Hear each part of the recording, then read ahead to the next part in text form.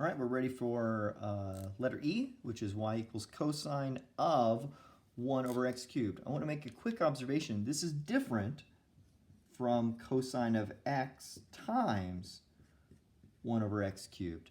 Notice that this problem would be a multiplication problem because cosine of x is its own thing and then 1 over x cubed is its own thing and they're multiplied. If you take this x out, all of a sudden it's not multiplication anymore.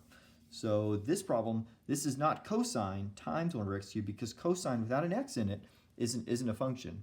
So this is taking 1 over x cubed and putting it inside the cosine function. And so this is our inside, and then our outside is the cosine function. So what does that mean? That means we get to use the chain rule. And the chain rule is where you have the derivative of f of g of x. And so here's our inside, and then here's our outside function. So when we do this, we take the derivative of the inside and then the derivative of the outside, but we have to leave the g, the inside part, in it. Okay, so let's make that happen for this problem. So for this problem, I'm going to write my inside, which will be the g of x, which I'll have 1 over x cubed, and then my outside is my f of x, and my f of x is cosine of x. So I didn't write cosine of all this stuff. It's really cosine of a parenthesis where I had 1 over x cubed here, but I'm just going to put an x here because that's a formula I know. I can find that formula and I don't have to think about it. So let's write down our derivatives now. So we know that g prime of x, what do I do with the 1 over x cubed?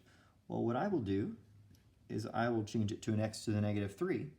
And now my derivative becomes negative 3 x to the negative 4. Did any of you make that a negative 2? Remember, we're subtracting, so the negative 3 comes out front. Negative 3 minus 1 is negative 4. Cosine of x, well, we might have to look that up, or we can remember the derivative of cosine is sine, except it's a negative sign. So this is negative sine of x. Okay, so now we're ready to take these g's and these and f's and put them in our chain rule formula. And so what is my final answer? My final answer is the derivative of the inside, which is negative 3 x to the negative 4 times the derivative of the outside, which is negative times negative sine of x, except instead of x, we leave the inside inside of it. So 1 over x cubed. So notice this 1 over x cubed stayed in the problem. So we got the derivative of the inside, the derivative of the outside with the original inside still in it.